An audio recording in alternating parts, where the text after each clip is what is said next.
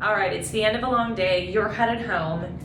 Maybe you're headed home to a partner or a cat or a dog, or if you like gerbils, or maybe it's a tall glass of wine that you're going to sit down and talk to yourself. But either way, you're going to decompress and reflect on the day. And in this particular day, you're feeling like, man, that was really productive. It was really purposeful. I felt good about that day. I'm going to walk through the 5 things that you will have done on days like that will help you feel productive instead of just busy. Oftentimes when we're just reacting to our schedule, reacting to clients, reacting to what's happening, we can get to the end of the day and be talking to the cat and realize that we've just been busy. We feel like, what did I accomplish today? So I'm going to give you these 5 things that are going to make sure that you're productive and purposeful. And also, secondly, if you're at that ceiling, you might be around 30, 40 transactions or so, or tracking for that, where you're considering hiring, you do these 5 things and everything else you would be giving away to somebody that could do the other things. So this becomes then also sort of a litmus test or a filter for what you should do and what's on your future job description. All right, here we go. Number 1, lead generate. No surprise, right? But this is focused on, let me be clear, this is not just calling your buddies. This is focused on getting new people into your database. How can I meet new people and capture their contact information? Generating new leads is about finding new people that you have not yet earned the right to be in a 2-way communication with. We can talk, we could spend hours talking about different strategies around lead gen, but if you don't have one, DM me. Otherwise, know that you should be spending time every day focusing on lead generating new leads. Number 2, lead follow-up. Yes, it says FU, haha. Okay, so lead follow-up, those are the systems where you're calling the people in your database, your sphere, your friends, your family. By the way, you don't necessarily need to be asking them for business. This is about building relationship.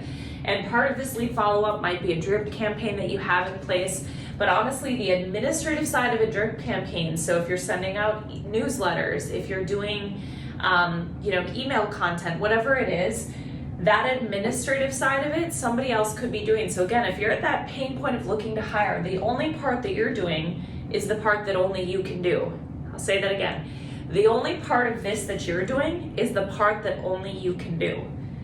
And there are other people that can do that part too, but the phone calls, the text messages, the relationship building side is the part that you're doing. The system side, somebody else could do, again, if you're at that hiring point.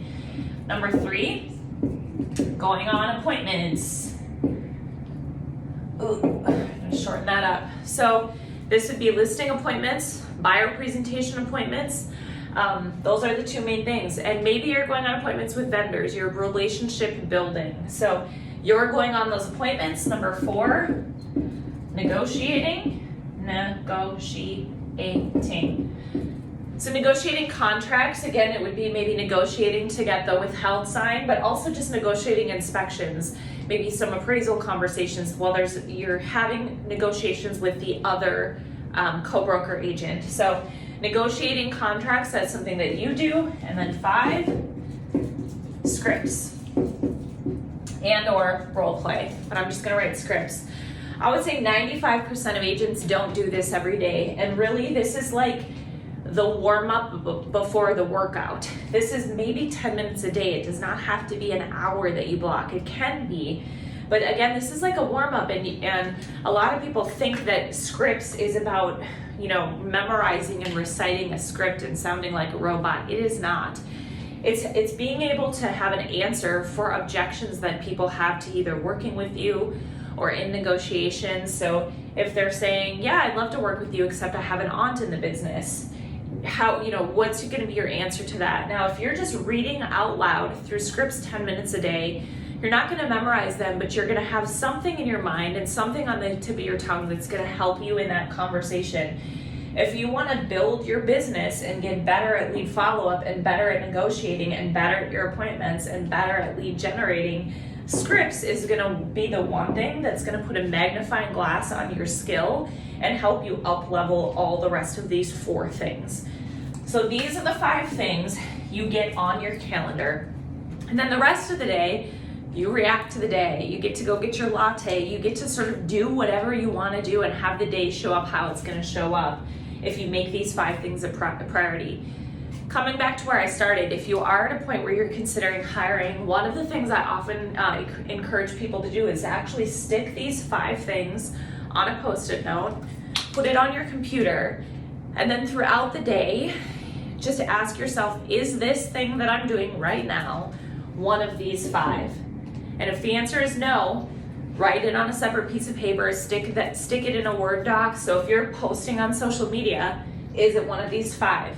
Unless you're DMing and it's a lead follow-up, it's not one of those 5. So you put social media management on a Word doc.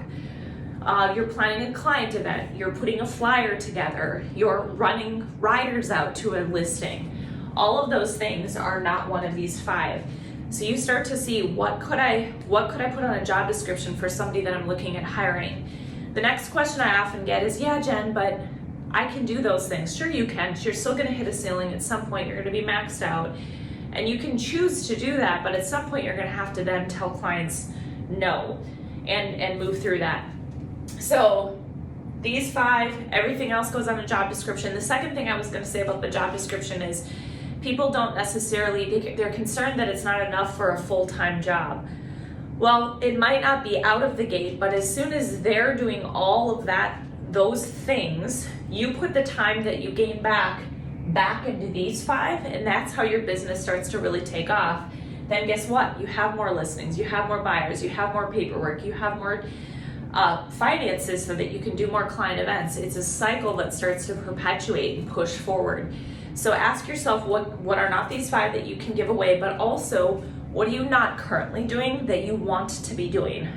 Are you putting yourself on social media the way that you want to? Are you holding client care events? Like, what are you not doing? What ideas have you had that you can't do because you don't have the bandwidth? And if you were doing those things, what impact would it have on your business? Okay, so these 5, focus on them. If you focus on these 5, your business will grow, I have no doubt. Shoot me a DM if you have questions. Happy Whiteboard Wednesday.